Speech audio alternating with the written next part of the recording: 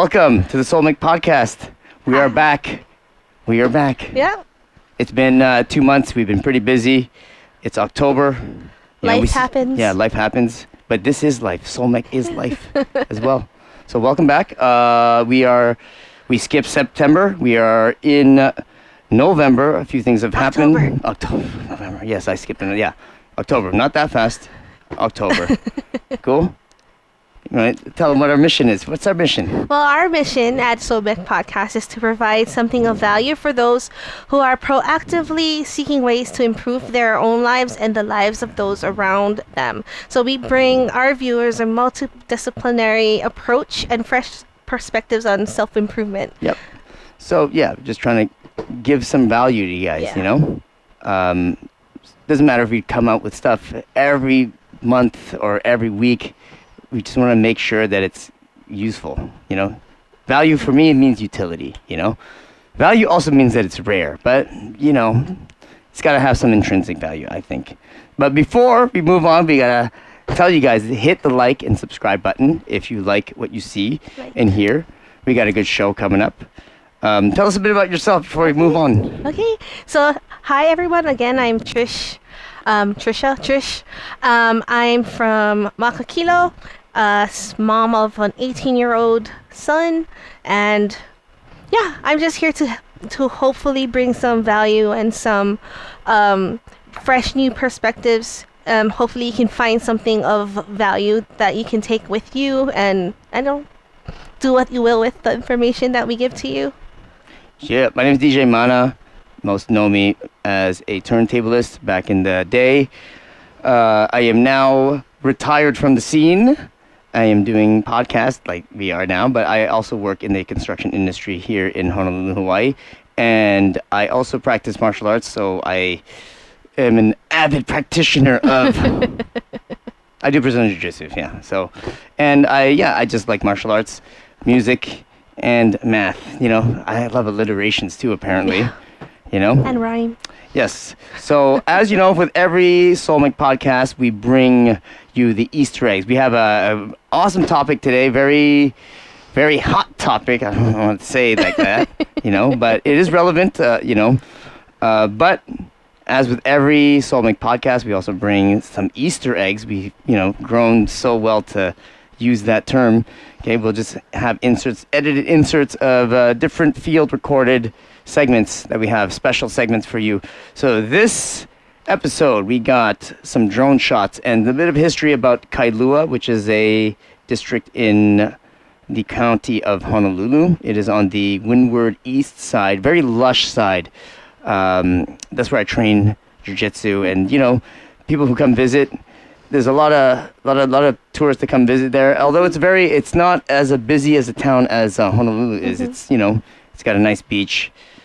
So we got that, so you can see that, and we got a then and now sort of you know, thing going on, so we can see some history of Kailua and, you know, what it is today, what it looks like. Next up on the Easter egg list, we got the second part of the tire changing, which is now tire rotation, the DIY with DJ Mana. Okay, last time we got you how to change a flat tire. Okay, if you knew how to do it, well, now you just good. Now you know how to do it. If you didn't know, I hope you learned something last time. And that same session, we had tire rotation. You know, you can save $80. It's $80. That's a lot. I mean, not if you're all a millionaire, good for you. Some of us are, you know, middle class. We gotta pay for tire rotations, or spend your time, or if it's just a Zen thing to do, I like doing DIY. Okay. Third, jiu-jitsu. I told you I do jiu-jitsu. Okay, I got some techniques for you. It might be a little crazy, but it should be fun. And then more DIY. More DIY. Which one? We're gonna fix your toilet. Okay? Now this one, it saves you a lot of money, because every time you call a plumber, they will charge you $300 sometimes. Yeah. Yeah, just to show up. And all you had to do was change a valve, which is $15. Okay, this is an easy fix. But yeah, save $300 and then just do certain things. I mean, obviously, if their whole toilet's broken for other reasons, maybe it might not apply, okay? Okay, and then in conclusion, I'm not gonna, I have it listed here, but I'm not gonna tell you what it is. Just a surprise. Just that's nothing crazy. It's just me playing piano. Okay, but the song's beautiful. Okay, so that being said, we have a great topic today. Okay, it is intersexual dynamics of dating, mating, and procreating. It has to always rhyme. He loves the rhymes. Yes. I didn't choose those 3 words just because they rhymed. Although it was a good rhyme. Let me make sure we're still recording here. Yeah, we are recording. Yes, dating, mating, and procreating. Okay, intersexual dynamics of those 3 things. They are 3 things. Why? I mean, wouldn't it be intuitively the same thing? Isn't dating? No, not really. Not today. I mean, I guess maybe when you were a caveman back in those saber-toothed tiger days, dating was mating and mating was procreating. But now we have all kinds of contraceptives. Dating doesn't always lead to mating. And, we don't always mate for the purpose of procreating. We sometimes just do it for fun. Most of the time, actually. Okay? So, however, we do find that much of our dating, regardless of the fact that we're doing it for procreation or not procreation, just recreation. I should have added that in there. Recreating, but you're not recreating. No. Yeah. That wouldn't work. Yeah. I would have made it work. Okay. In any case, much of our dating strategies, regardless of whether you're procreating, all the strategies will still be hardwired to your biological evolution. And usually that usually means it is optimized for reproductive success. Okay, and that usually means something different for a man and for women. But we meet somewhere down the middle. It is dimorphic, and we'll get all into that. We'll unpack all that. Okay, so even when people explicitly date without any intention of procreating, we somehow it is well known that we still have these biological tics, these little knee-jerk reactions that are based in biological evolution. We still act like cavemen, so biology will trump your conviction. You want to do this, but you're still going to act like a caveman most of the time, from what we observe. I'm just the messenger. Hey, I didn't make the rules. I'm just reporting them. Right? But we do have a disclaimer. Yeah. You want to tell them? Yeah, so with that, we just want to warn you that some of the topics discussed in this episode may offend some viewers, depending on what your beliefs are and what you believe in regard to dating, mating, and procreating. So viewer discretion is advised.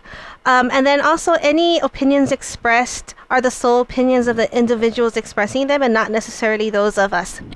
Soul Mech podcast. Yeah, the entity that is Soul Mech. Yes. Which is totally not us. Something else.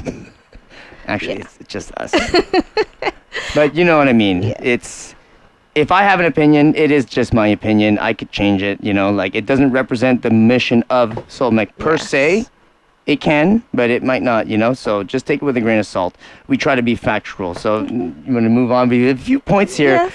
Yes. These are just CYA notes, really. We just got to make sure we don't, hurt too many people's feelings. So we're just going to go through these formalities, and that's not we're going to get into the nitty-gritty. What else we got and here? And then we try our best, like Mana said, we try our best to be factual, but nothing is absolute, and most of the facts that we present here are stats, it's data that we've found, data that you can find on credible sites on the internet and on government websites.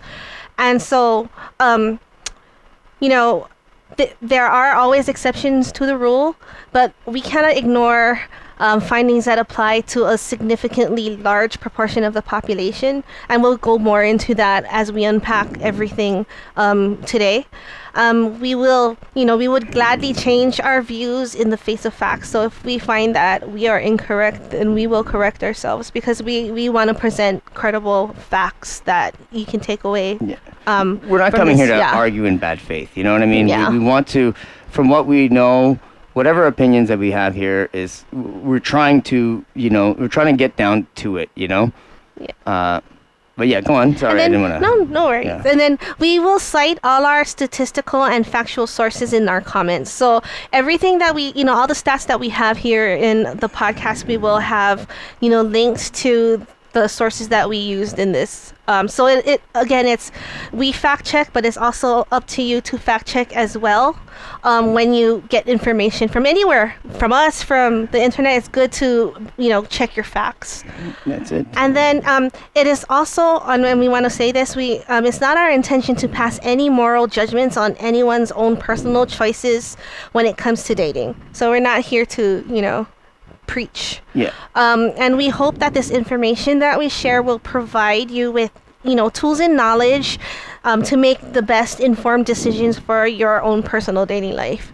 Yeah, we're not, we don't mean to be prescriptive, but we do want you to take this information and just what you do with it is we hope helps you with things that go on in your life, because we really do want to add value. We don't want to cause any Yeah, but we probably will. Yeah. Because we're all different. Yeah. So. And it's hard not to have an opinion about it, and it's hard not to sound prescriptive. And I'll be honest, we want to be descriptive first, and then we will make a few assumptions here. Okay, so we're going to primarily focus on the heterosexual dating with the final purpose of making children. Okay, there's a difference. So people date for different reasons. Most of the time we're just dating for fun now, without any making children is in the game. But it's important to make a significant difference, the significant distinction between dating for the final goal of making children and dating for just as an exercise or for fun. Because there's significantly different things at stake at that point. Okay, we will, like we said, we will withhold any moral judgment towards any other types of dating. There's nothing bad about dating. We're not gonna say that. We're not here to say that's wrong to homosexuality, polyamory, promiscuity. If you're gonna do that, that's your choice. It's not for us to judge you, but this is where I will be a little bit prescriptive to some degree. Okay, and again, take it with a grain of salt. This is an open discussion, especially when it comes to making children. Okay, when we make children, the bottom line is the necessity for caution in dating vastly increases when children are involved. Okay, we can't just do it willy-nilly. I really do believe that we have to start thinking, do it for the children, man. Okay? And a few points to bring up in that case, like why is that such a concern? Well, we want to make good children. Children are our future. We're not going to make children that are bad people. They got to be good people. And to make good children, we all know, and again, we're gonna unpack all this later, but for instance, children are better off with two parents, Yeah. Single parent households it's a little tough, you know what I mean? So we want stability. A good society will be based on having, a good foundation, and that good foundation starts with the family. I'm going to argue that's true. Most of the criminals come from single parent households. We don't want, so we want to minimize that. Hopefully, it's hard to say if it's causation, but you know what I'm saying. We'll unpack that in a bit.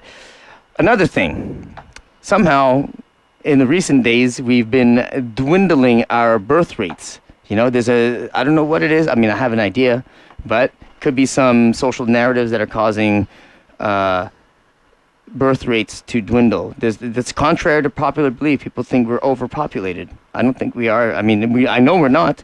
The optimum birth rate is 2.1 children, 2.1 children per woman. Okay, so that is what is needed to keep a sustainable population, right?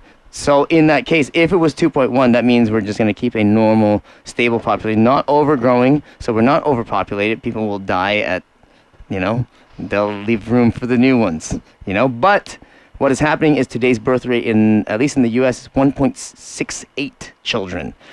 They usually come out whole, but, if you average it out, it's fractional, Okay, and so technically, the point is that's lower than the minimum. So that is concern. So quality, quantity, right? We want good children, and we want not less than what's going to replace us. We need to replace us. Otherwise, we care about people. Later on, if there's no people to run the infrastructure, what's going to happen? You know what I mean? That's a big problem now in China, right? Yeah. Yeah, there's a whole generation. They had laws to restrict the population. I think, was it girls or something like that? It was girls. Yeah. I think it was girls. So yeah, I mean that is a huge problem when a whole generation dies off. They're gonna die off in mass. Who's running the ICU? I don't know. That guy. Well, yeah, that's a problem. Okay, and again, back on the quality of children. We're better off with two parents. So a big concern is, I mean, there's a big elephant in the room is divorce rate. It's 45% for every people getting married. So that's a lot. That's significant.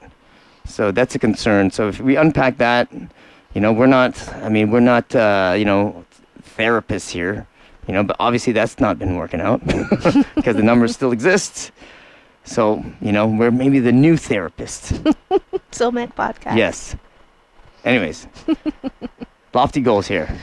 Why is it relevant? Why is this relevant now? Why didn't we just talk about this before? Don't they have a lot of people talking about this? Why in 2023? Okay? I just asked the question. I'm going to answer it. Actually, you can jump in, but so the sexual marketplace, okay, in 2023 has been noted by many people, and we can say that this is unanimously noticed amongst many people that it's changing drastically, and it's due to two things: social narratives, enforced social narratives, and technology. Okay, social media has vastly changed the landscape. Okay, it is not to say that it was a walk in the park to begin with. It was a pretty messed up in certain ways, and even that, I'm sure what we're going to tell you is going to surprise you. But what's even worse is that it's changing like a snowball effect, and it's getting bad. That will affect those last things we talked about. Is our children mainly? Yeah. That's why we're only focusing around that. If you're doing other kinds of miscellaneous behavior, no judges. Just if you're having children, judges. Lots of judges. with the right? I have the right to do it. I want children to be good. Okay? I hope you agree. If you don't agree, let's mull it over. Just write the comments down. We'll talk about it. Okay? We'll leave it open. Okay? Also, lastly, these changes, okay, and this is on the individual level. The changes that are happening in society with all these new norms, enforced social narratives, these crazy, technologies that are changing the sexual marketplace. What happens is it's widening the gap, that disparity between what is socially acceptable with what is biologically programmed in us. There's that. What happens when those two conflict is it causes, first of all, your mind and what's happening outside. The bigger disparity between that, we call that cognitive dissonance. Okay, you think things are going to happen a certain way, but in reality, it happens this way. Okay? If it widens that gap, you're going to have a lot of cognitive dissonance. It's usually not very pleasant, and it'll lead to a lot of personal discontent. Okay, we don't want people to be unhappy. We want you to be happy. Okay, we're doing this for your own good. Right? So, please, what do they got to do now? Like and subscribe. Yes. You must like. Yes. If you want to hear more. If you want to hear more, you must listen. You must listen. Like and subscribe. Right?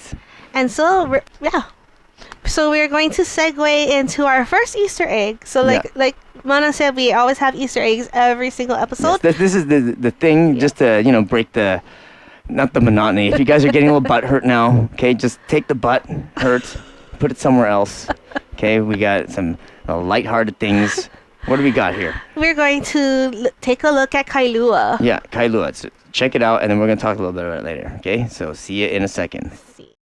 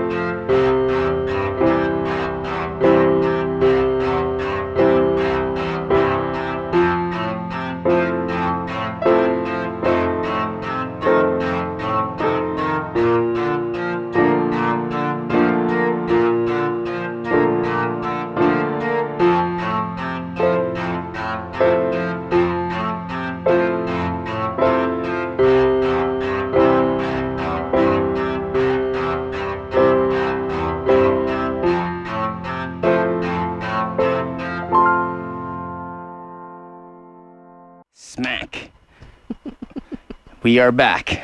Hi, We're back. everyone. How's it going? Hope you enjoyed that drone shot of Kailua and a few of the pictures. You might have seen some of the pictures in Lauhala shops. That's a sort of historical wall that they put up in the shop. That's right underneath the UFC gym. I love Hawaii's got a lot of these cool places, you know? Yeah. Yeah.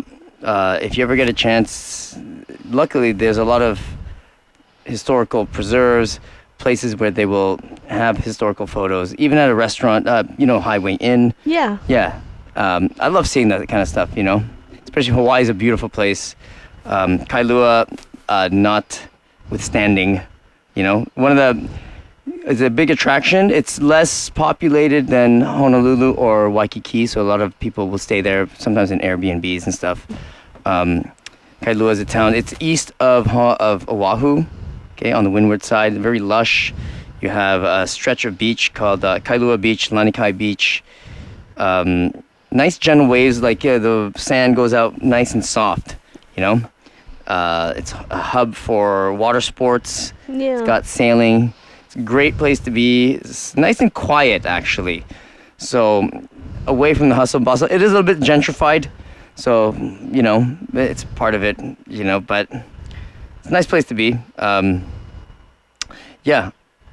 If you ever come there, go to Lauhala shops, you'll see that the historical walls. Very, very trippy to see, you know, like there's that one view, you know, you probably saw it, of Kailua, and you can very spot the gym there. It's really cool to spot those places, you know. And it's, again, with Soul Mech podcast, we always try to acknowledge where we're from. Hawaii's a beautiful place.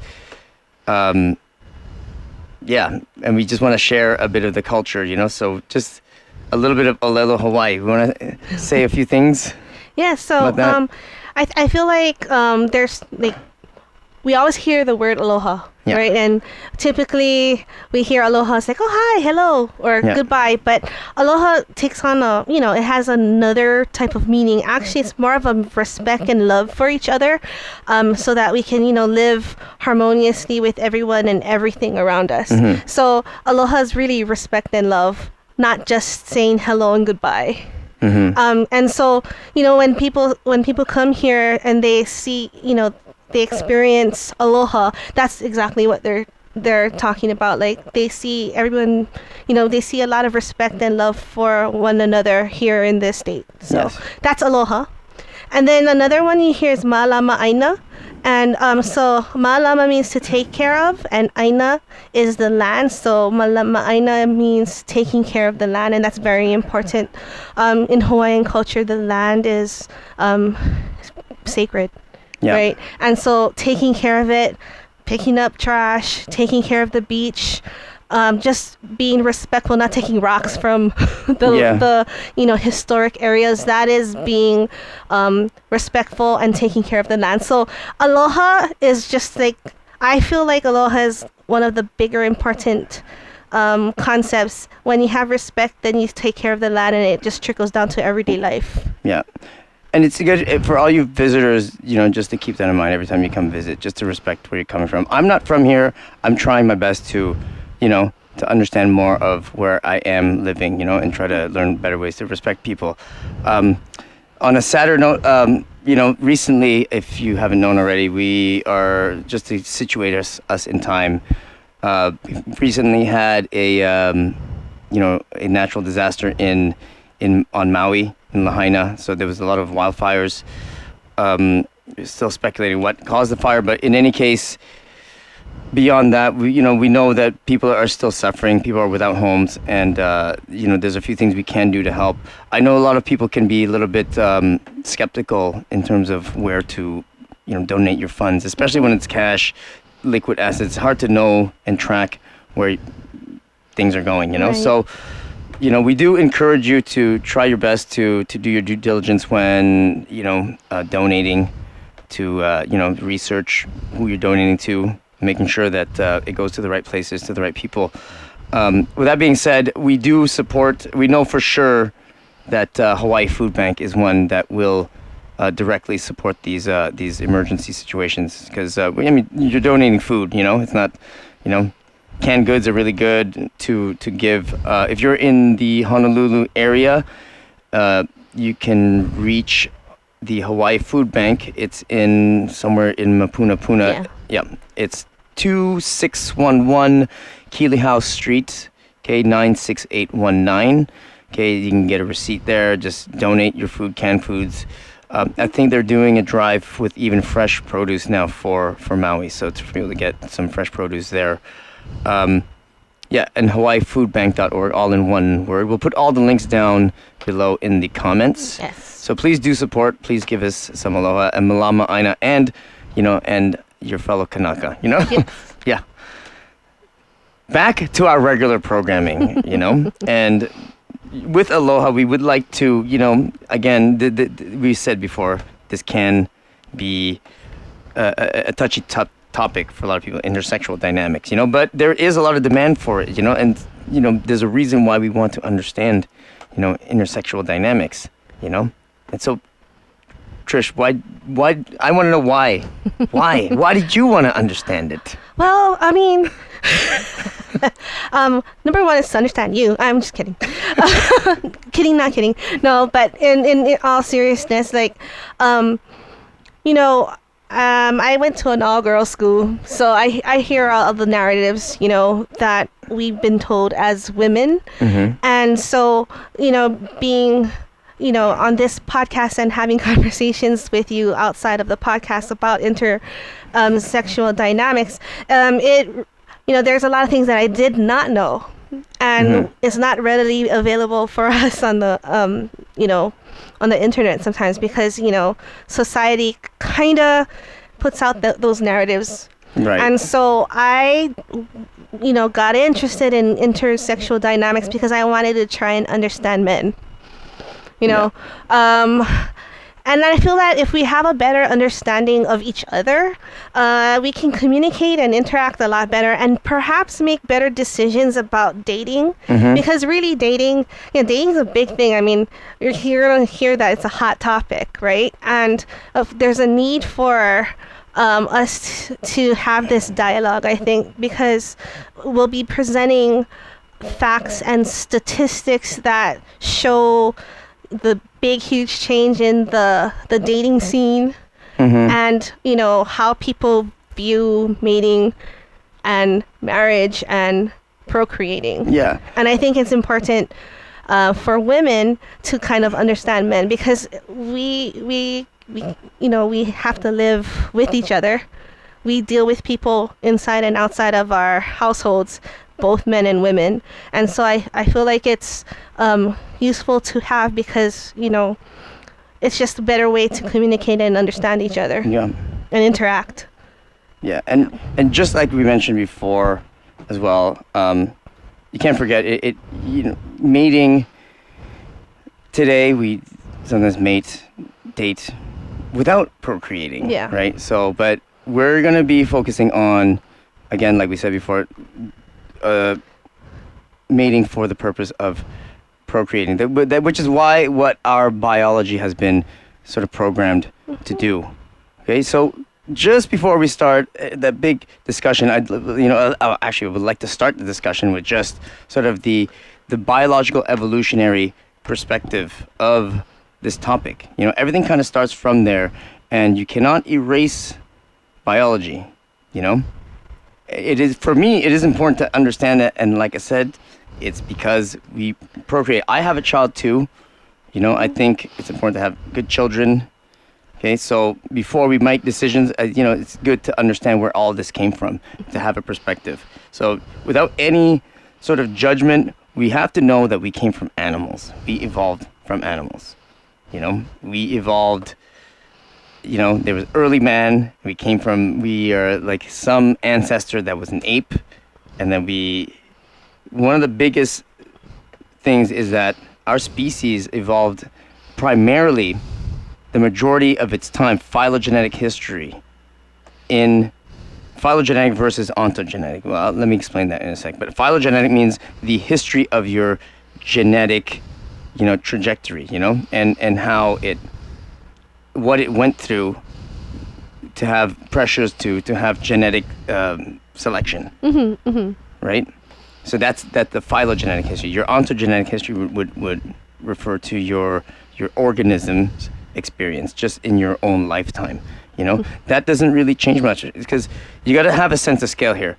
Our species alone, just the human Homo sapiens species, not including the ones that preceded it, existed for 300,000 years. Okay, 300,000 years, and most of the time was in a hostile environment. That's a really important detail, is that it's in a hostile environment. Now, we're not in a hostile, like, as opposed to now, we're not in a hostile environment. We have all the healthcare in the world. You know, we have technologies. You know, we have hormonal birth control. We have all this kind of stuff so we can afford to do, I'm not going to say worse. We can afford to be a little lazy, you know?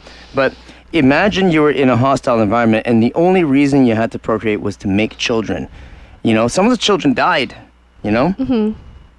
Or some, if they didn't have good genes, that meant they died, you know?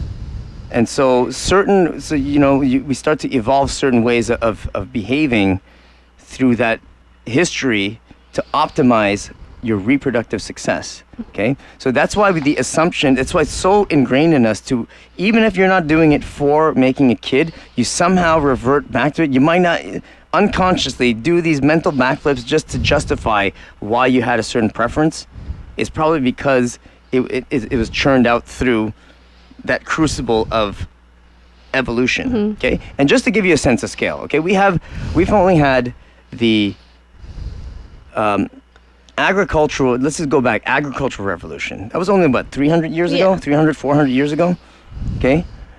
Let's even go back further. All of human history, written human history, 5,000 years, okay? 300,000 years, 5,000 years. I know on paper it looks, we don't get a sense of scale by just writing the number. Here, watch. I'm going to take this out. I'm going to write 300,000 and then 5,000. If you look at the number itself, look at the number, 300,000, 5,000. It doesn't look, that's not the representation of what it is. You don't see a scale on the number, okay? I actually drew a line here that represents, imagine that line was 300,000 years. And to scale, if this is 300,000 years, 5,000 years, which is all of human history, all of your ancestors, all of your great aunts, great uncles, grandmothers, grandfathers, all of the pharaohs, all of the kings, Napoleon, Hitler, Ray Charles, everybody existed in this little sliver here, okay? And in that little sliver was the agricultural revolution. And in that smaller sliver that you can't even see as a dot would be technology and all this other stuff. Like technology, like in electronic technology, okay? Instagram, everything, okay? So you don't evolve that much in that compared to all the other times where your biology was fighting off saber-toothed tigers, you know? And then you choose all these mates just to make sure that your kids lasted long, and then those were the ones procreated. That's just to give you a sense of scale, okay? The point being, it's very tough to erase your biology. You can have all these convictions all you want and say, yeah, but I'm beyond that. No, I don't think so, okay? And we have a lot of proof for that. People tend to act, people can say one thing and do the other, okay? We'll get into that more when we see some statistics, okay, of contemporary. But right now we're just kind of giving that perspective of evolutionary biology. Second point, okay? Contrary to popular belief, men and women are different, okay? I don't know where else to take this from. Remember that movie, Kindergarten Cop? Yeah. Famous line? You know, Yes, I do. What is that famous line? Men have a penis. No. He's like, boys have a penis, and girls have a vagina. Back then, it was, yeah, of course, it was funny because it was obvious. Now, it would be so offensive. That's very telling of our you know, the common narratives here. But let's not forget we are biological beings. If we start off with that, we will have a more sane understanding of where we came from, you know? And it's not so insane why we act certain ways, you know, in biology. Okay, so let's rewind even more. Let's rewind all the way. Before humans, there was something called sexual isomorphism. Okay, let me try to say this in the really shortest, just for time's sake. But this is really interesting. Okay, sexuality means reproducing. Before sex, there was organisms that just floated around, and then they just divided into two. You know? And so what happens is that it's just a copy. One virus comes into the whole system, destroys the whole thing, right? So sexual reproduction allowed it to create variations. Right. You know, when you hybridize and then you make a variation, one virus maybe destroys one little group, but then you keep making little variations by hybridizing them. Great. You know, but so the first type of sexual, you know, reproduction was an isomorphic, meaning any two gametes were able to mate with each other. There was no sex differentiation per se. There was no male or female. They just said, well, anyone goes with anyone, and they made babies, you know. And then one day, you know, probably a few million years or whatever, you know, some of those gametes became bigger than others, you know, and the bigger ones would have a different strategy. The bigger ones were stuck with they were stuck feeding because they had to give most of its food sources for the offspring, right? The gametes were like this, and then no fair, the small ones don't provide any food at all. They just come in and then just like spurt and then see ya, wouldn't want to be ya, you know? And then the big ones had to give off the food resources, you know? That's a burden, you know? So obviously at a certain point, the big ones were only able to mate with the small ones, you know?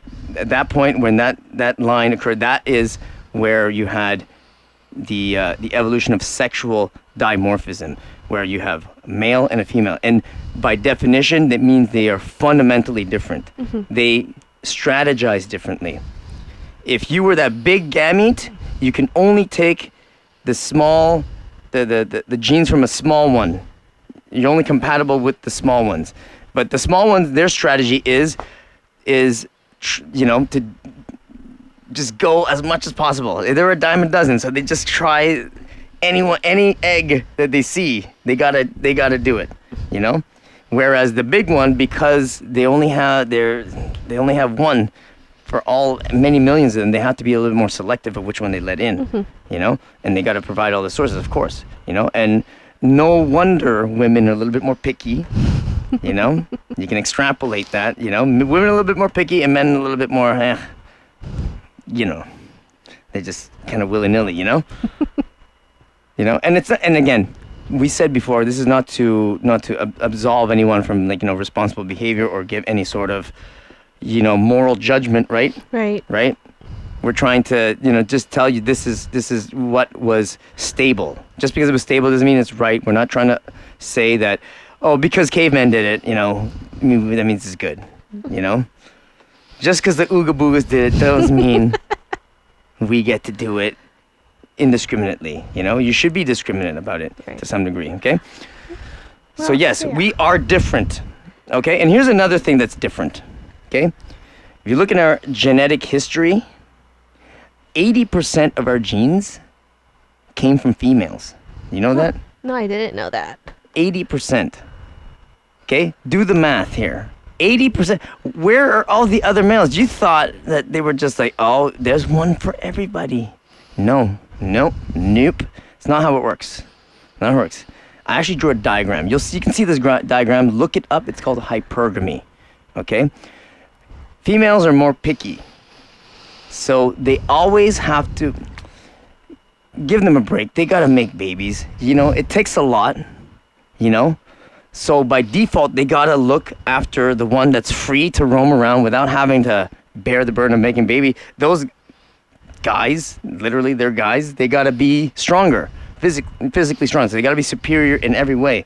So through many generations, only the strongest ones were sifted out. So at the end of all that, not the end, there's certainly no end now. We're still here, we're still making those, hopefully.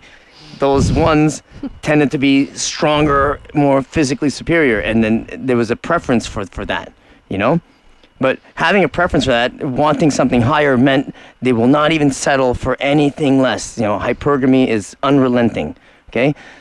Like I said, 80% of the gene pool is made of women. So since the beginning of history, this is what it looked like, okay? This is what represents the, you know, the little skirt-looking diagrams. Let's pretend those are the women, okay? Those are the females.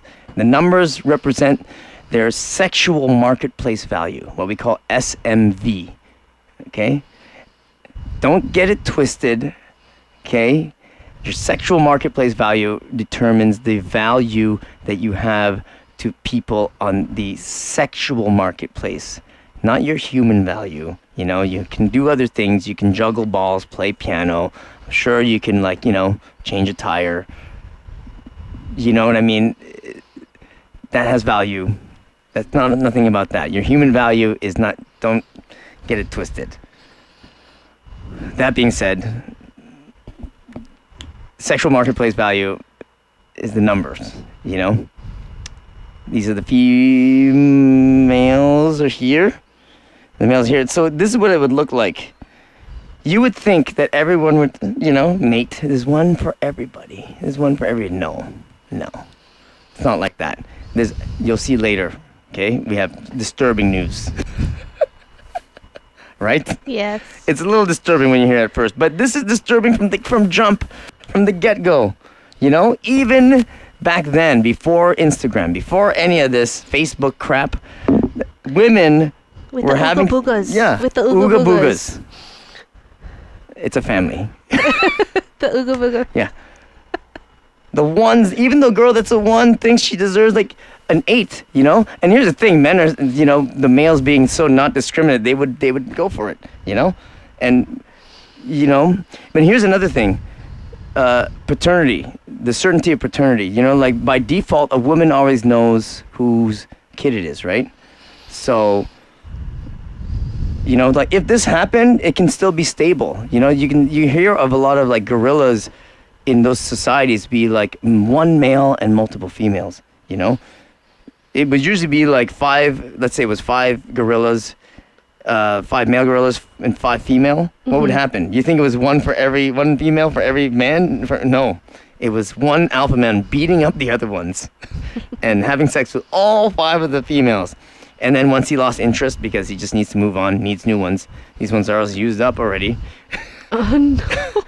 The other ones do the bidding of, I'm just reporting it, I'm sorry.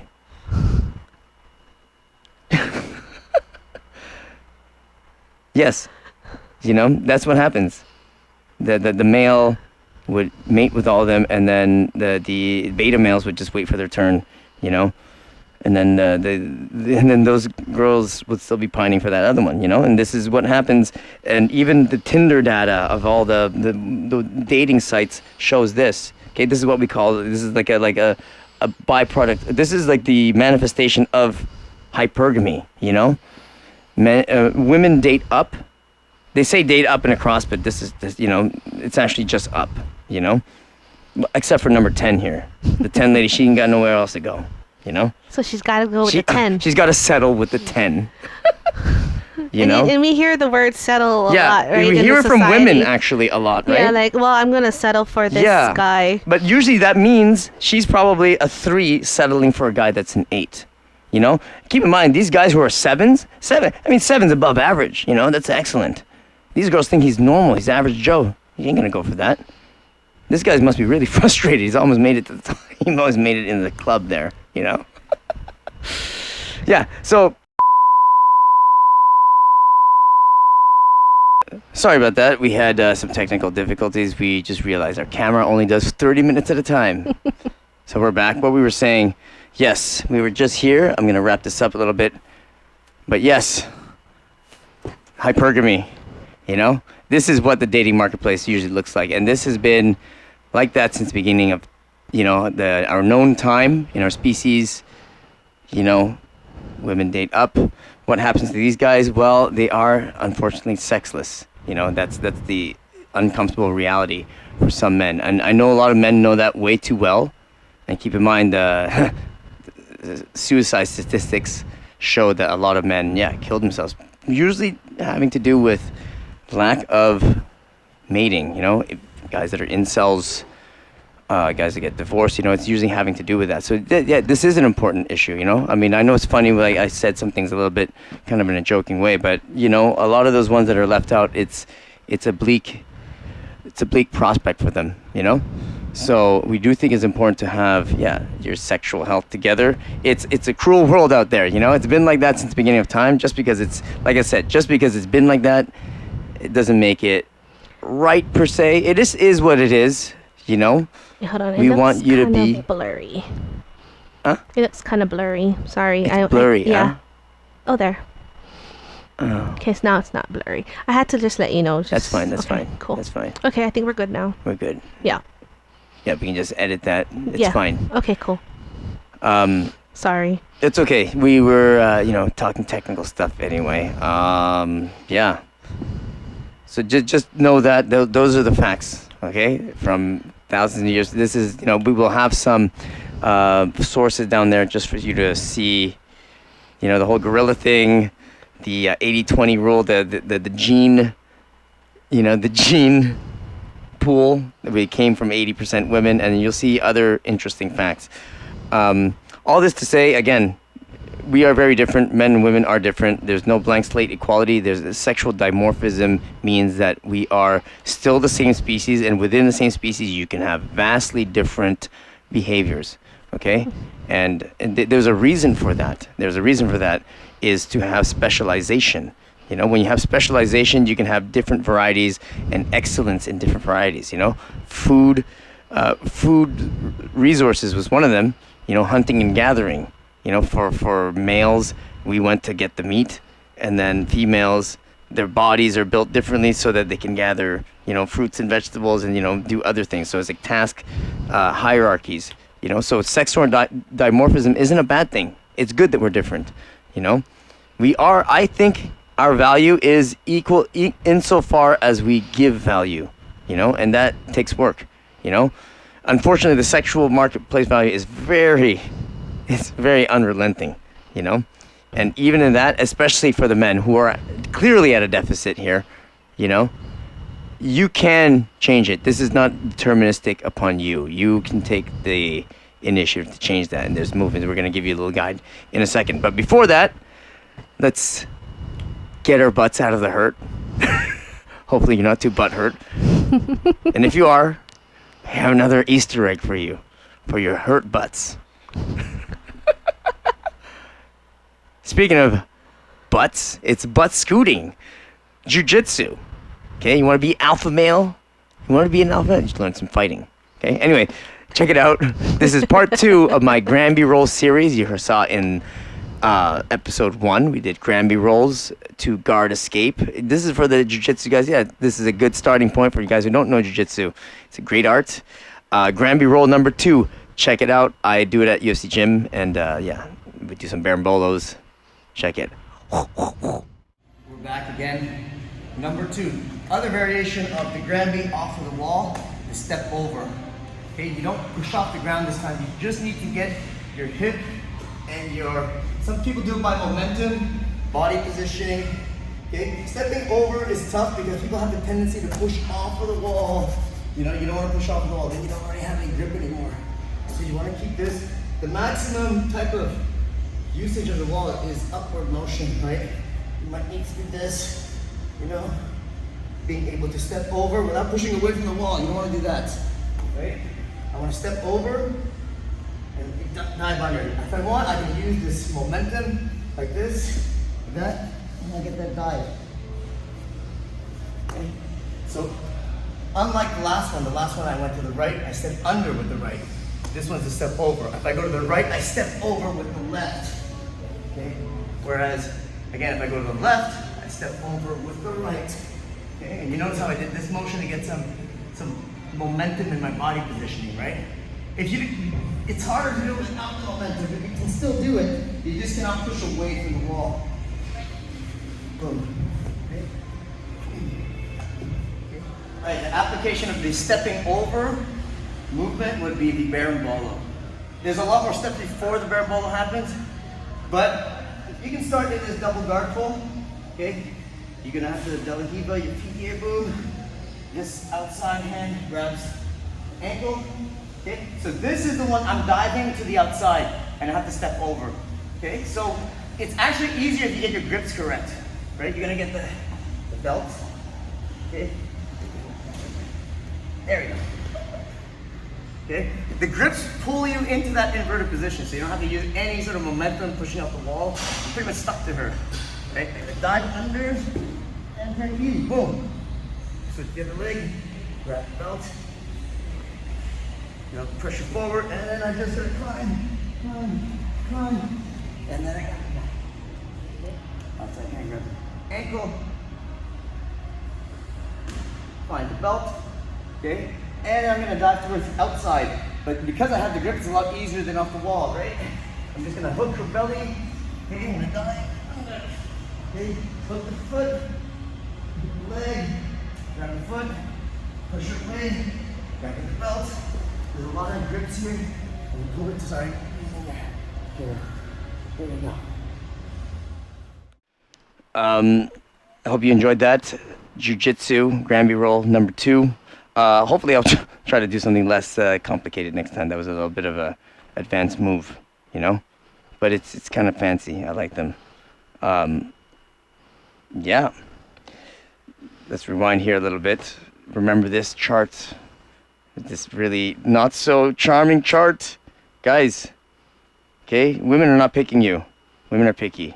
Women are picky. This is biological and coincidentally, non-coincidentally, kind of reflects the 80-20 rule that is Tinder swiping.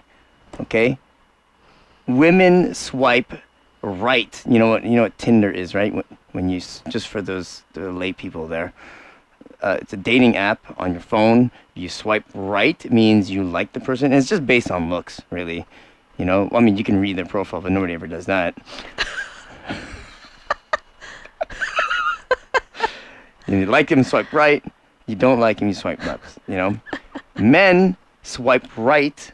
They like all women around like 90% of the time. You know, it's kind of a little desperate sounding. You know, or just like low standard. I don't know how do you want to put it. You know, we can make inferences later, but we know that for sure. Women, on the other hand, ta-da! The exact same thing as what they used to pick for hundreds of thousands of years. They didn't have Tinder, but they just chose who to, you know, let inside, you know? And same thing here, and it's reflecting totally another side of it, you know? What do you think? Is that true?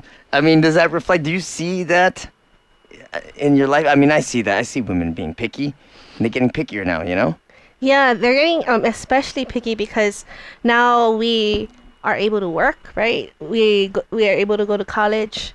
And so, you know, in caveman days, Ooga Booga days, they would pick the men who can provide the protection, provide the resources. Yeah, and the best one on top of that. The best one, right. And the one with best genes, right? Needs to pass on those genes. And so, you know, back then they had to be picky. Because who's going to protect them from, like what you say, the saber-tooth tigers, right? And who's going to bring home the food for the kids and for the woman?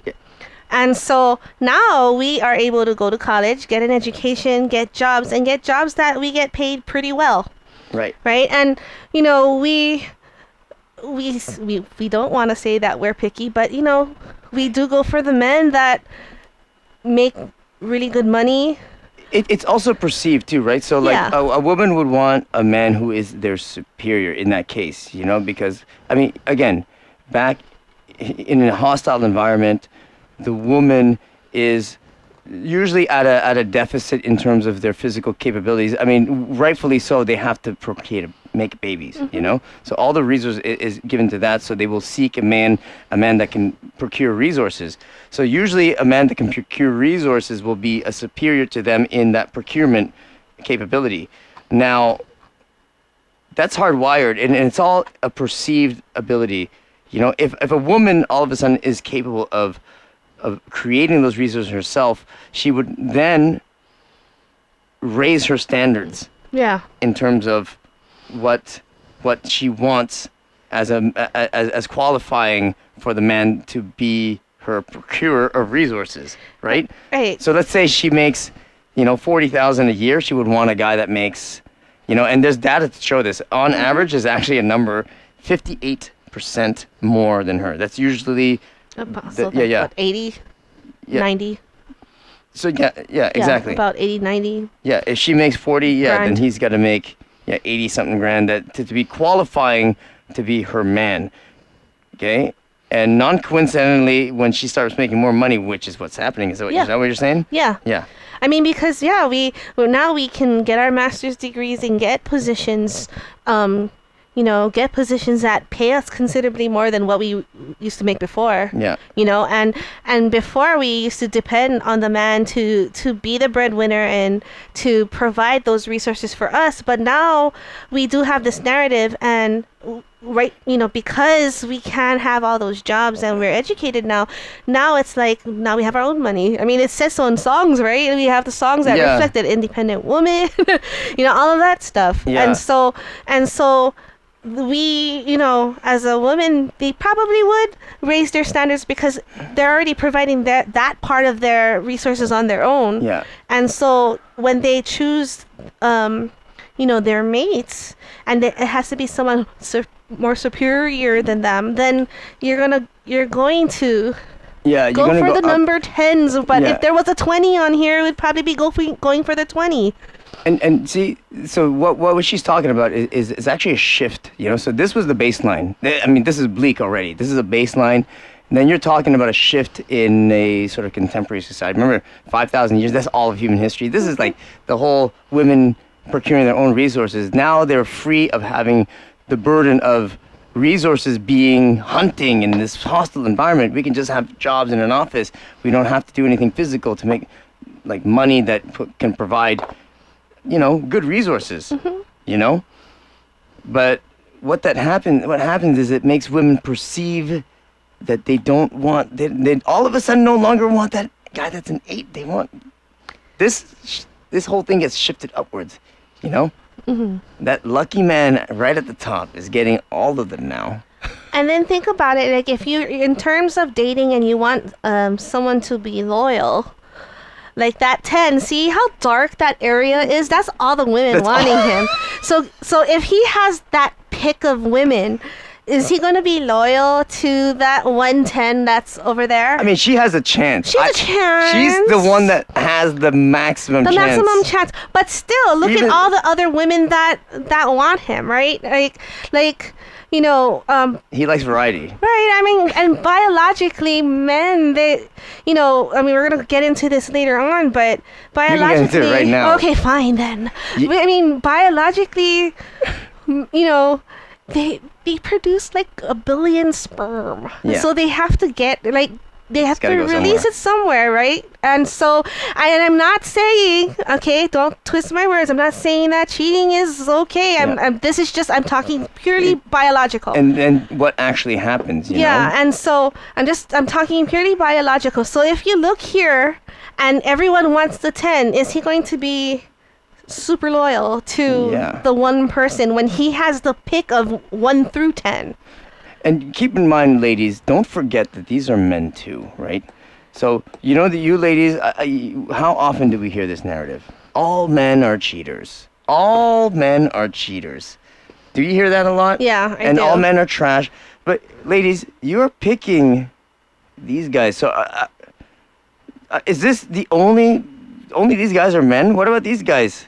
What a guy that works at McDonald's, Right. Even any woman that, the nicest woman would say they wouldn't date the guy who works at McDonald's, And I'm not saying, listen, there's nothing wrong with that. I'm not trying to start saying, hey, ladies, start dating nicer guys, But in reality, if you did, then maybe guys would be nicer. You know what I mean? Yeah. Yeah, and it would even that up. But the thing is, like, we just want you guys to understand why they get the pick.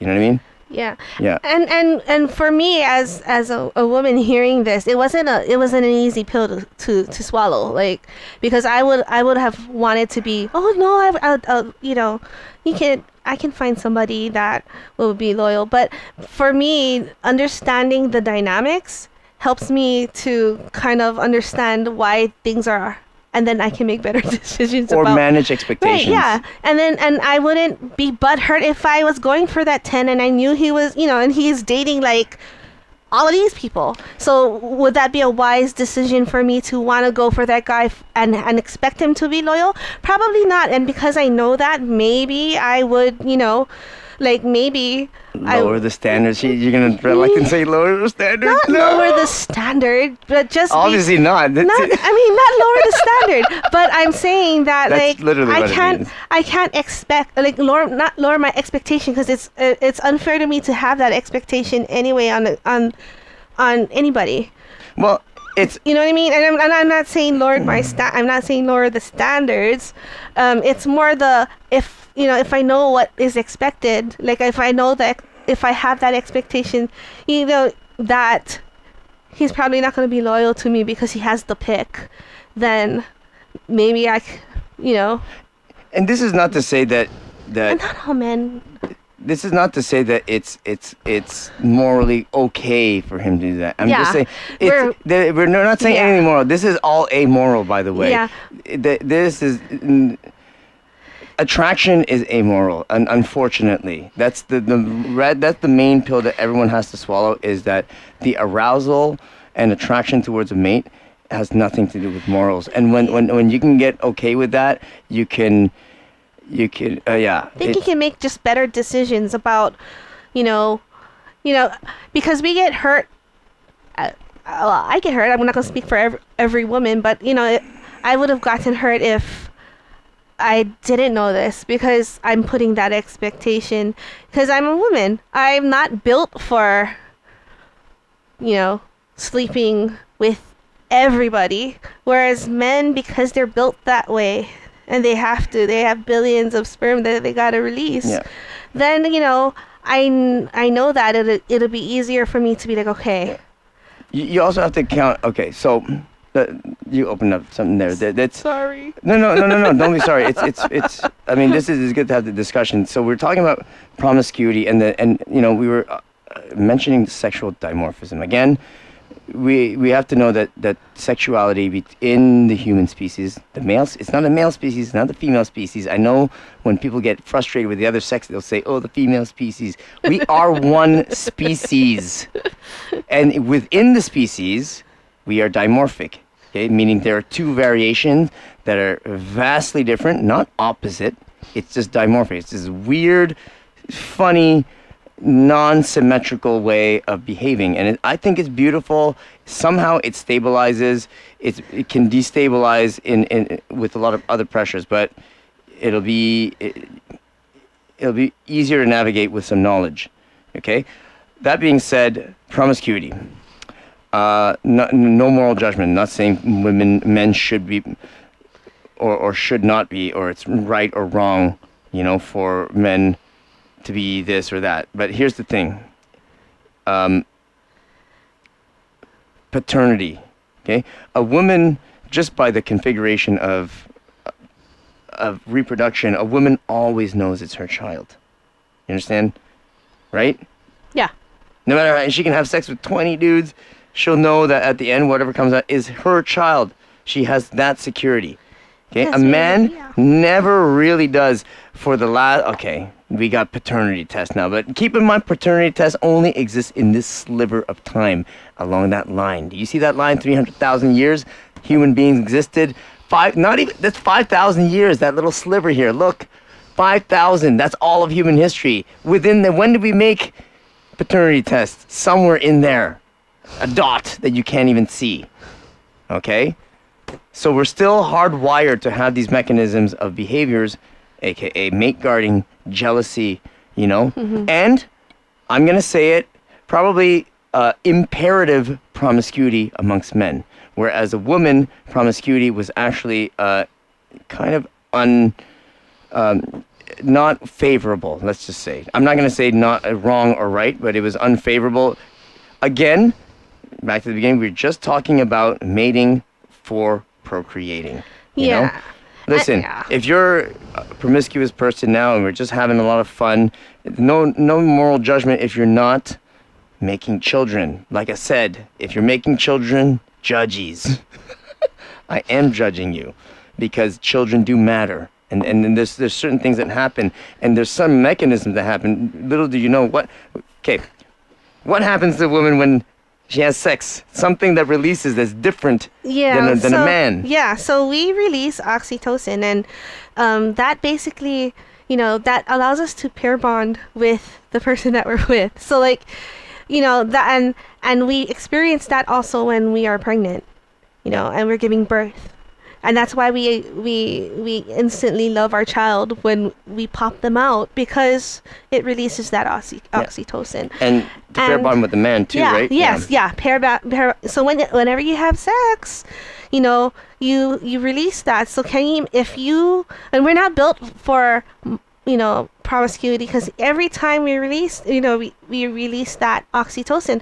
If we have 20, 30 men, we're just not going to be able to feel anything at all. We're not going to be able to pair bond with our partners. Or you pair bond so many times that you get disappointed when it doesn't work out. Yeah, and then you start doing other things to look for that pair bond, and it will never get there. I don't know what it's like. But the thing is, we know men don't release that.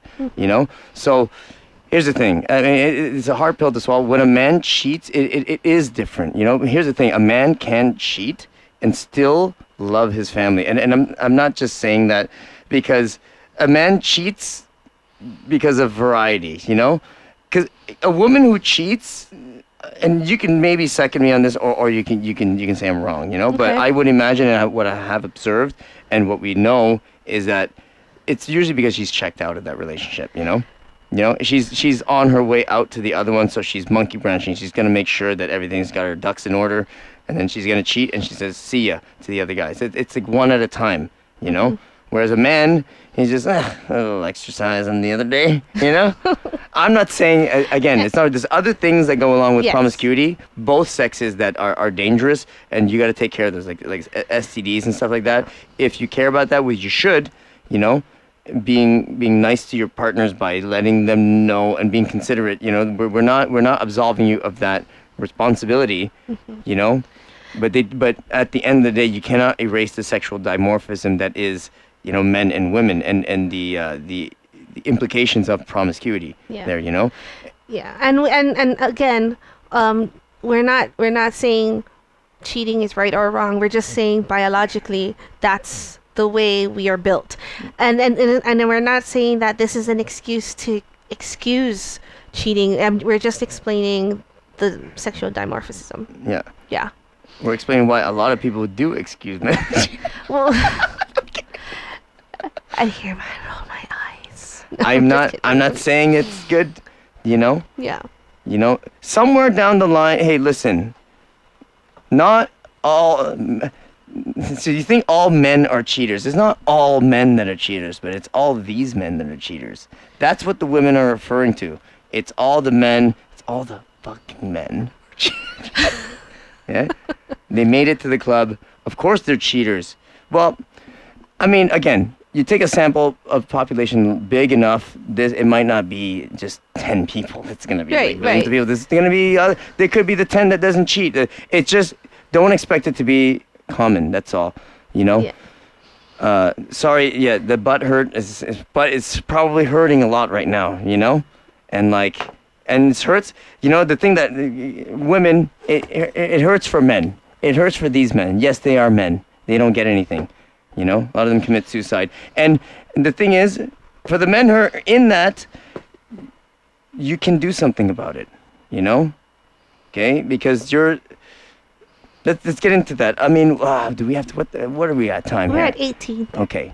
Okay, we're going to open this up because what do men want and what do women want? Let me get this one, okay? I'm sorry. Another butt hurt I'm gonna mansplain this. I am sorry, okay? Sorry. And there's a reason for that, okay? And she'll second me or not, you know? Okay? Well, first let me tell you what men really want. The thing is, again, from the biological perspective, and I'm not going to cookie cutter it, the soulmate myth, if we're going to erase the soulmate myth, we're just going to do that, because really what we have observed in society is that people behave this way, you know? Women want this a certain thing, and I'll get into that. Yeah, I'll mansplain it. And then, but first let me tell you what a man wants. Okay, and men want a young, beautiful girl, you know, who's quiet, who can cook for him. And then that's pretty much it, you know? What we don't care about, the men don't necessarily care about a woman's ability to procure resources, you know? Because usually when a woman is able to procure more resources, she starts to become resentful that she has to do so to begin with. She becomes really proud of herself, but she will not really, I have never seen a woman share those resources, you know? They'll still be opening to taking resources, but a man usually would, the one that wants to procure resources, you know, not all men are like this, but we're built to want to procure resources, you know? And probably because our ancestors tried to procure sex, and that's the only way they did it. It was actually just outright prostitution back in those days, you know? Where the men would just compete to procure the resources, and the women would only give out sex if the man can procure more resources, you know? But today women can procure more resources, but she does that.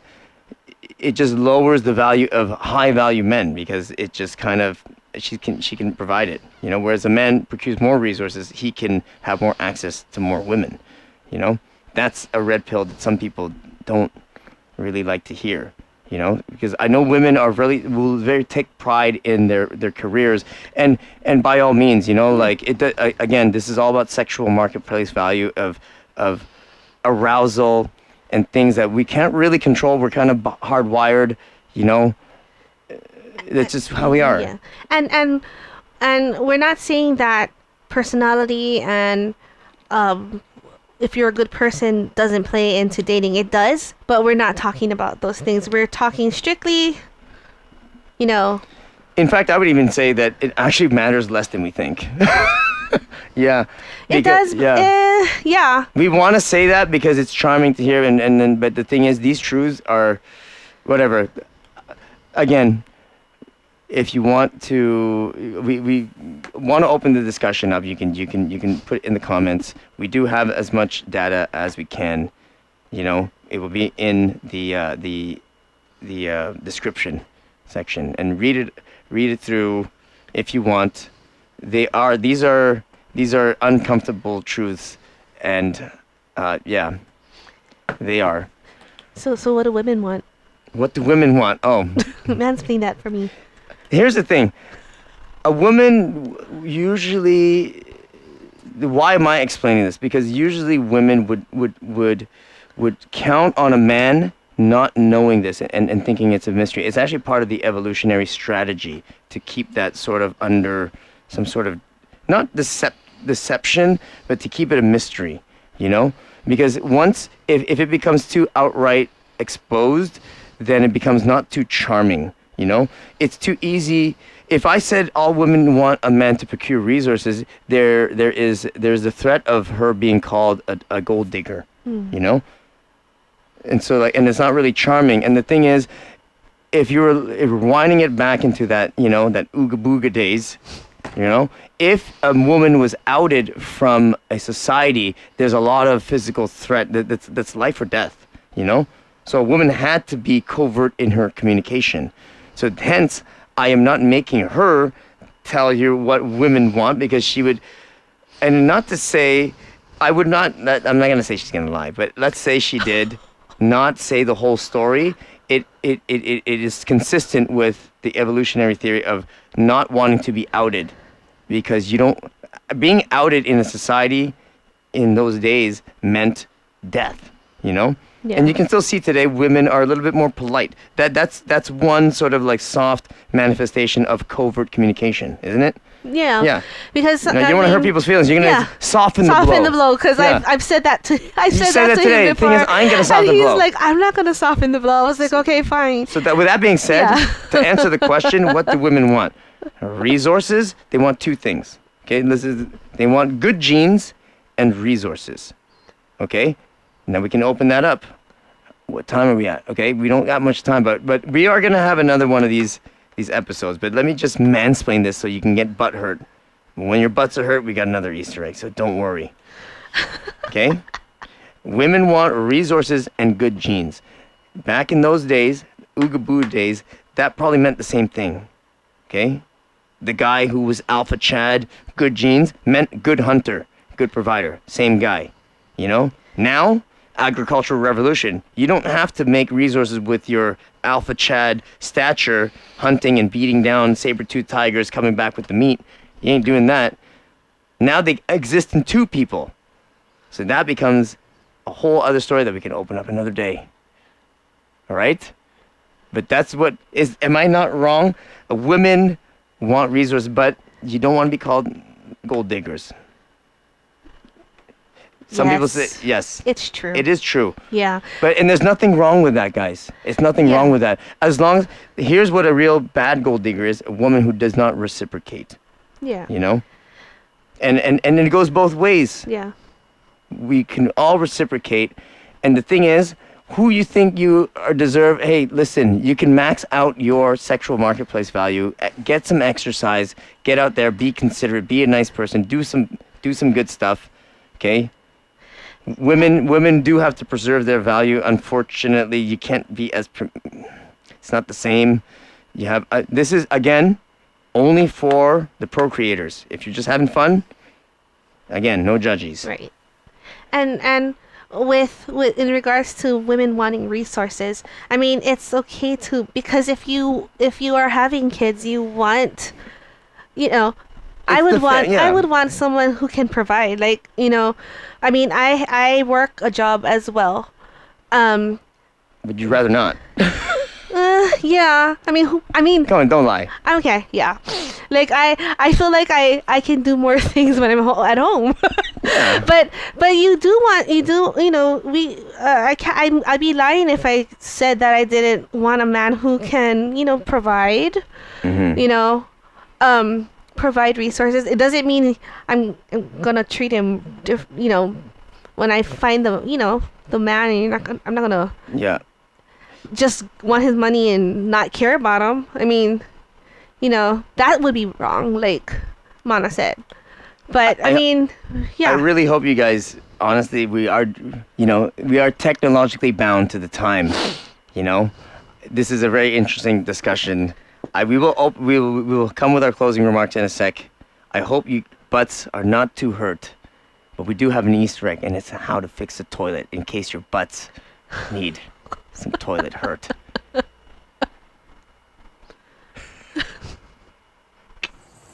Welcome everyone, DJ Mana here. Today I'm going to show you how to fix a noisy toilet. So sometimes you might be hearing noise coming out of your toilet, like it's, you know, running. Yeah, it could be two things. Here, I got a runny toilet right now, so it's making this noise, and I'm going to turn this camera around.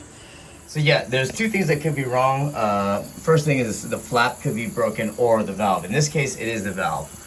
You see, I don't know if you can hear it, but you can definitely see it's spitting out some water. When this switch hits the top, it should stop the valve when it fills the toilet. But I can tell that it's just the valve right now because the flap is stopping the water from floating out. So the water is rising to the top, but it's not stopping the valve. So it gets to the top. You see, it's almost going through the overflow valve. So it won't overflow out of the toilet. It'll just overflow out of that hole over here into the toilet. I gotta replace this. So you don't have to replace the whole toilet. You can get one of these at City Mill. This is $12. It's just the valve. So we're gonna replace that valve. Very easy. You don't need any tools. You can just do it by hand. Except you will need any sort of receptacle to catch the water. You gotta shut off the valve. So this is the water supply valve. Just shut it off here. So now you don't hear the water. We know it's shut off. Flush the toilet to make sure there's no water in the tank.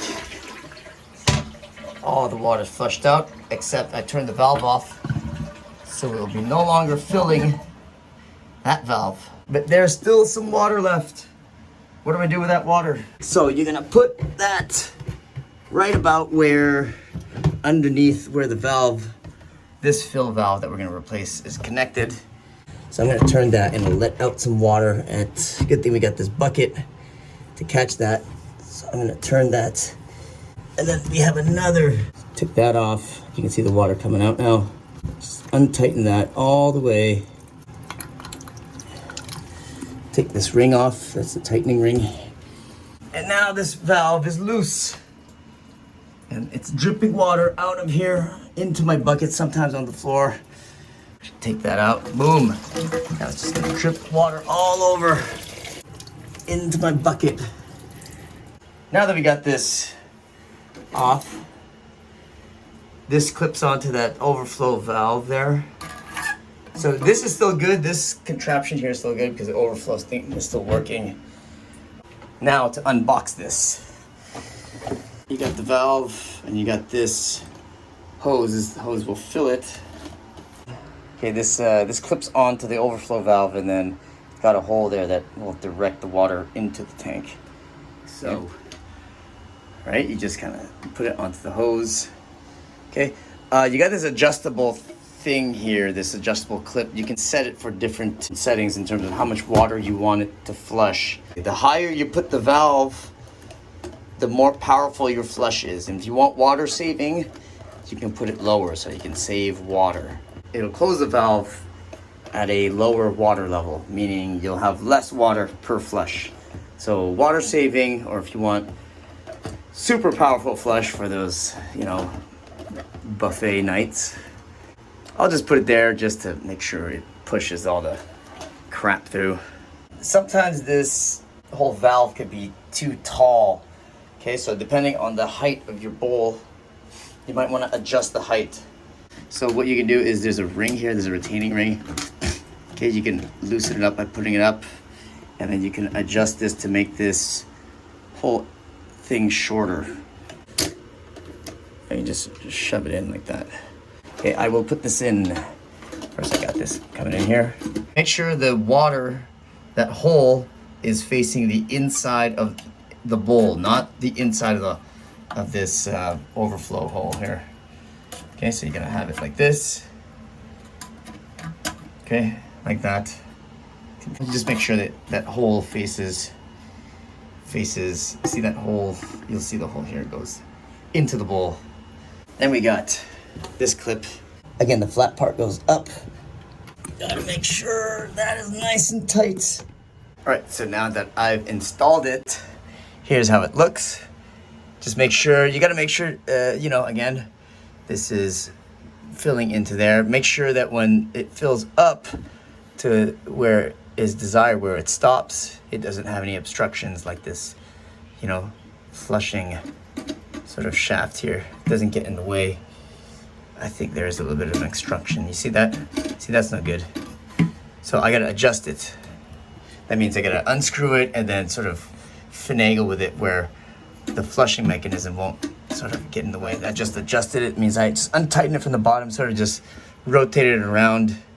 So now you can see this movement is nothing's getting in the way of that.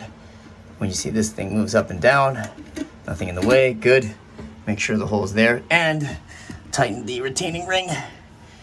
And then all I gotta do is put the hose back in. And that's it. Make sure it's all tightened. The ring was tightened well. No water's coming out, good. And let's turn this on. When it's in line with the pipe, that's when it's open. So let's do that. Boom, you hear that? It's filling up. It's good to observe how it fills.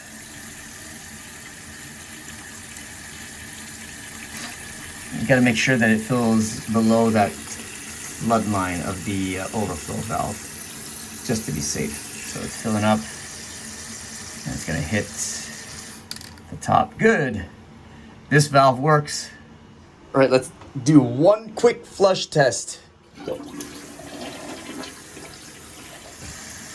And the valve stops. Hey, we're good to go.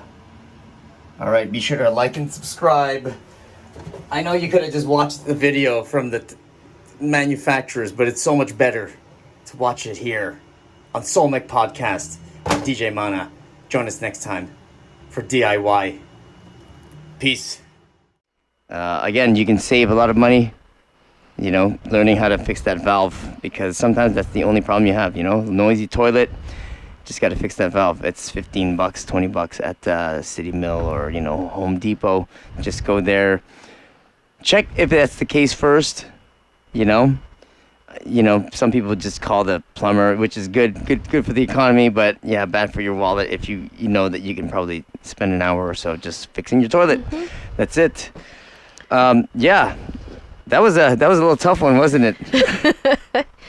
Yeah, sometimes it is when you hear things that are not so, it's not charming. Not charming, and it's unsettling truths. It knee-jerk reaction is to kind of... Yeah. It's hard not to take some sort of ego investment in some of these things, especially if you've been told certain things. And yeah, I'm going to say some of them are kind of lies, I don't think lying to people does any favors, even just to soften the blow, Mm-hmm. I would rather people get offended, but you need those tools, to, like in Neo, in the Matrix, the truth will set you free. Again, we do withhold any judgment, morally for any decisions you make, especially, if your mating habits and your dating habits have anything to do with not procreating, you're just doing it for fun. It's okay. Just be safe. We encourage you to be safe, considerate towards others. Yeah, be nice people. Yeah, be nice people. Yeah. Yeah, be considerate, but you got to double down on being careful if you're going to have kids, because that's our new generation, and we do encourage you to have kids. We have a dwindling population, so it is important. So that's why we are assuming that this is for procreation, because we kind of hope you do, and we hope you make good children, not just make children, but we hope you guys stay together. I think men and women are better together than apart. Yeah. Don't you think? Yeah, and children really do observe what their parents do, and so basically if you're going to have kids, you want to be able to be good role models for them as well, they're going to ask you the hard questions about your dating when you were younger, eventually when they're older. So what narrative do you want to tell them? I mean, there's a lot of double standards you might have seen, but again, we're just reporting these things. Those are inferred within some of the facts that we said. They are, yes, they would create double standards, unfortunately. Yeah. But again, it is reflectant of the dimorphism that is the human species, and somewhere we meet in the middle. I think there's some stability there. We're still here, still going along for the ride. I hope you take this and add some more value to your life. There's no doom and gloom here. You can, if you're young, starting out, you can take some more information. We can actually, you know what? I'll recommend some good reads and some good, content, and maybe one day we'll have more time to sort of distill that a little bit more, and to unpack it, to see what content is good, what's not. We'll do a little bit of a review, but for now we'll stick some of the stuff down on the description, some of our favorite reads. I have a book here.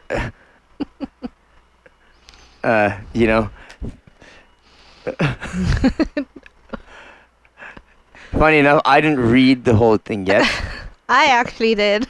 Yeah. I was curious. It is more than meets the eye, though. I mean, I would like you to explain this a little bit. So, by first glance, why women deserve less, I was like, what? What is this? But I actually did read it, and it does give me insight of, the intersexual dynamics, and really this book is not misogynistic. The title Might sound it like that, but it really isn't. And really, it's more of the author, Myron Gaines, Fresh and Fit Yes. podcast. Really, it's more of telling men to be better men, Yes. basically, and to maybe not spend so much time chasing women, but just bettering themselves. That's the gist of this Yeah. book. And even he says in his book, this don't take it as an excuse to be mean people to women. Yeah, it's it's not been, women. quite the contrary. It's not that at all. It wasn't women bashing at all. And my knee-jerk reaction, just because it calls us out on some things, it called me out on some things, and of course you're gonna get butthurt by things if you don't really want to accept what you're hearing, right? And so, reading this with an open mind helps, because it does give me some insight about how men are, why they are the way they are, and it brings to light some things that I didn't know men were going through, and it made me actually a little more empathetic towards men, because the narrative is men are trash, right? And Only I 20% of them are. yeah, well, okay, but I don't, yeah, I mean, no, reading this kind of makes me understand it a little better. And so, yeah, I think both men and women should read this, just because it'll help open up the conversation. Yeah. It is a little, I read a little bit of it, but I'm also an avid fan of Mr. Gaines.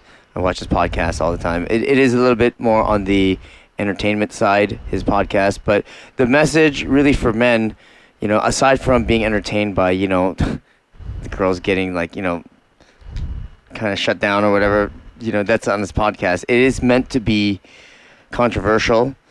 Aside from that, there is a message for men to just step it up a bit. That you're going to get the highest return on investment by working on yourself, Yeah. And for women too, it's hard, but hopefully one day we can address all sides of the coin. I do have to say, he does address the prescriptive advice more towards men, on the logic that men are at the deficit. Have you seen, by that diagram that I showed you, men are not winning in this dating marketplace, so assuming that deficit, and he is targeting men a little bit. So And I've actually watched the podcast, the Fresh and Fit podcast, and while it is entertainment, entertainment purposes, some of it, you are going to have the people that want to bash women just because that's the viewers. That's all the the viewers, yeah.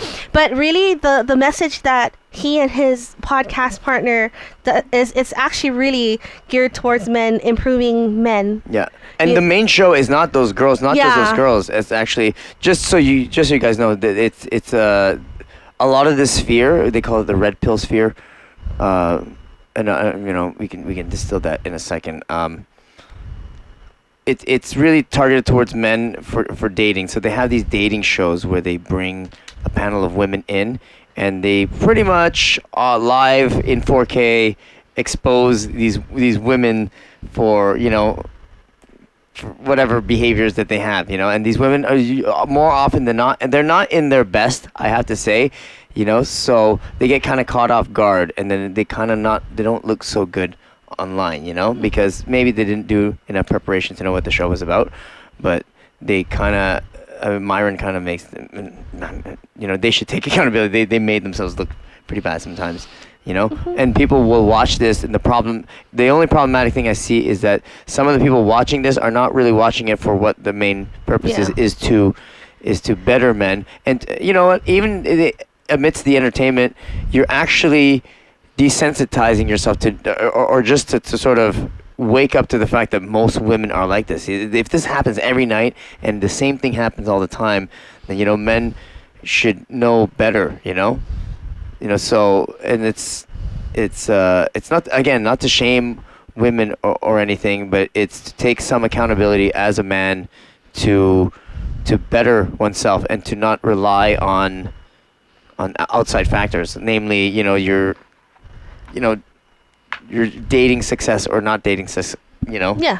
or lack thereof, Right. to define your own value. Your own value as a man, you can take charge of that at any time, is what he's trying to say. Yeah.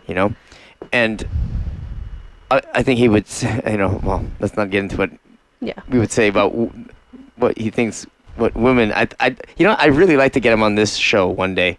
Hopefully, Myron, if you're listening, it'd be cool to have you on here to share some insights. Because you got it down, man. You got yeah, it's interesting. As far as other reads that you can read, The Rational Male is a good read on intersexual dynamics. A little bit more on the descriptive side.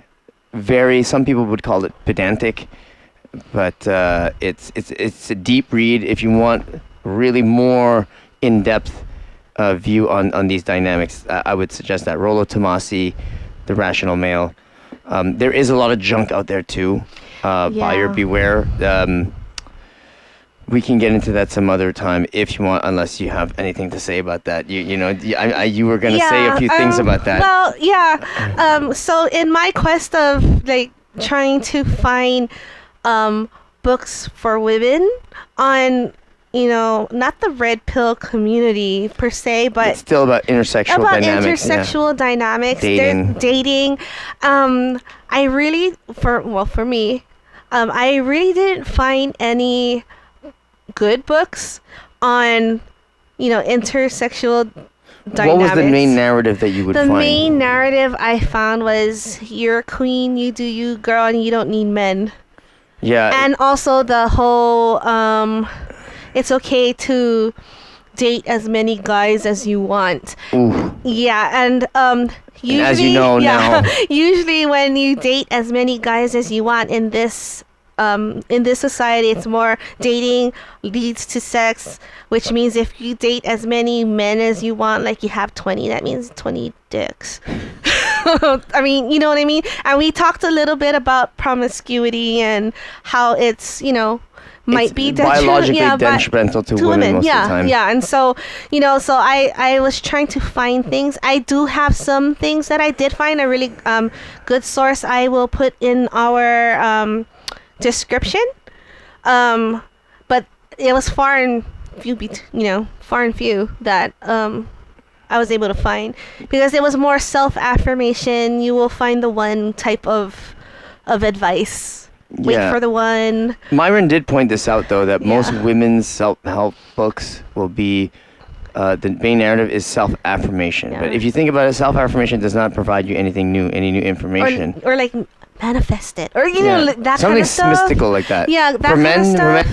For men, they really have to kind of almost denigratingly tell them how to change themselves. You cannot.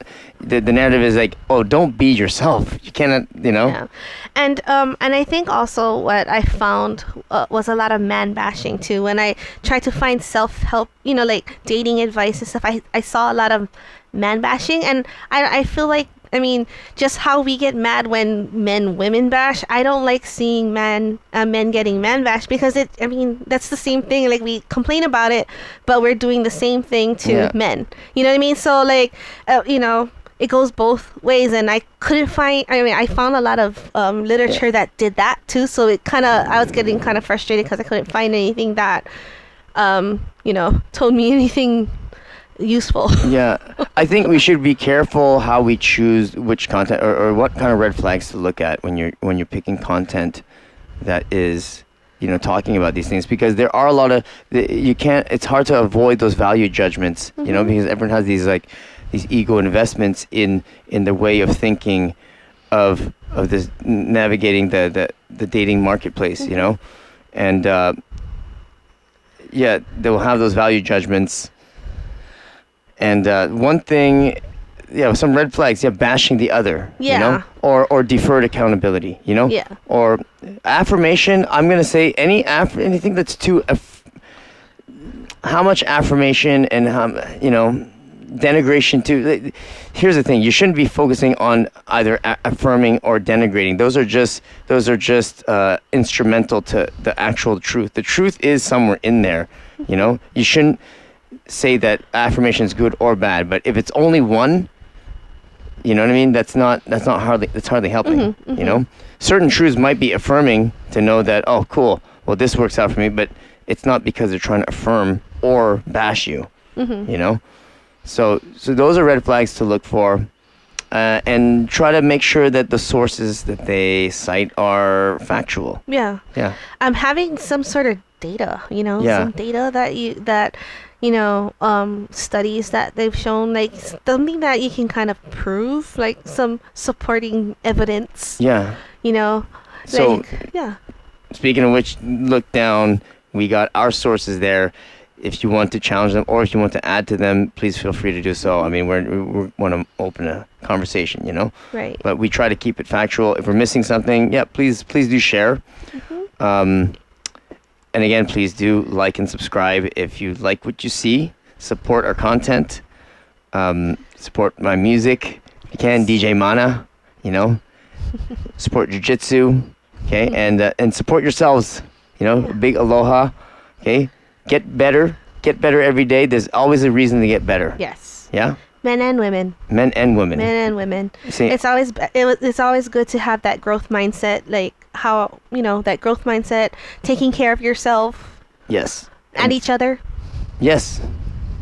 And don't take yourself too seriously. Try to, you know you can change. You know, you're not going to stay there all the time. Yeah. You know, and don't get too discouraged if it doesn't happen overnight. You know? Speaking of which, we're gonna have a good night. Okay? And we're gonna leave you with another Easter egg, another useful one. Okay? Second part of my tire series. Okay, tire rotation, save $80. You know? If you got that kit, you know, in the back trunk, yeah. You use your spare tire as this placeholder, rotate your tires, save $80. It's good exercise. Let's build muscles like this. Okay? So until next time, aloha. Bye. Peace. All right. Part 2, how to rotate your tires using the spare tire. Okay, so if you saw the first video, we showed you how to change the spare tire. Okay? But sometimes you need to rotate your tires. Well, you can probably just save like about $80. Why rotate your tires? Because it'll, you know, even out the wear pattern. The tire rotational pattern depends on the type of drive your car has. Okay, for a front wheel drive, if I'm not mistaken, the front wheels will go straight back and then the back wheels will cross over to the front. Okay, so the way I usually rotate my tires using the spare tire is the spare tire is used just as a placeholder while you use your jacking stand at the tire in question. Front wheel drive, I'm going to take the front tire, put it to the back. For every time I switch it out, there's a placeholder, and then you take that tire and go to the next destination. By the time you reach the spare tire, which is just a placeholder, you'll have rotated all your tires. Okay, so you ready? Now let's do this. Again, this is the front goes straight back, and then I'm going to have to cross. So as you follow me, one by one, it'll go to their destination. Okay? Ready?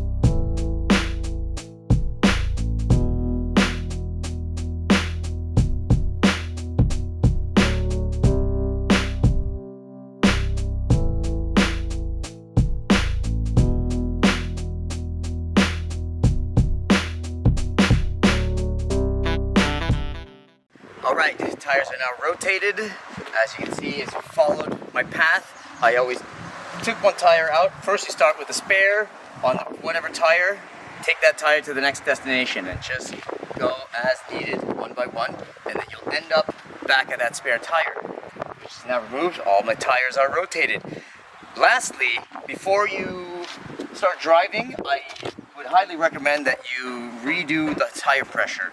So I would just, you have the tire gauge monitor and air compressor that you can get for 35 bucks off of Amazon, different kinds. Yes, so we're gonna inflate it. I've been driving before I got here, so you can find your tire pressure here, by the way.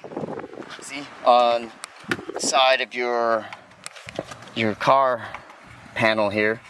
See, the pressure that it reads there is the cold pressure.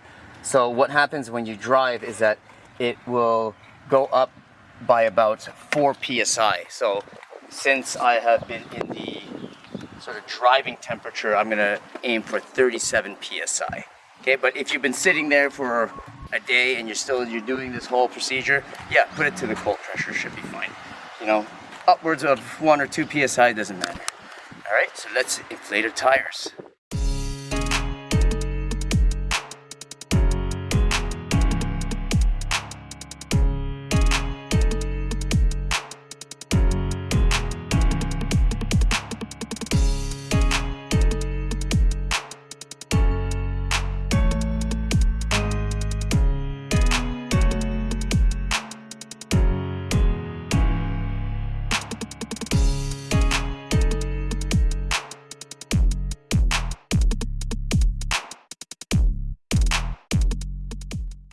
So we rotated our tires, and we inflated them. Every time you mess around with, moving a tire back and forth, you should calibrate your tire settings. That's just a standard thing you should do. Sometimes some of the older cars will have a button, the tire button, you just hold on to it, and then you hold on to it. There's not a button here, but you will hold on to it until it resets. Okay, but in this case, we got this computer doodad thing over here. So I'll just go home, settings, and then we have a whole thing, vehicle settings, TPMS calibration. So some of the newer cars will have this. I'll just go calibrate, which just resets the calibration, and we're done.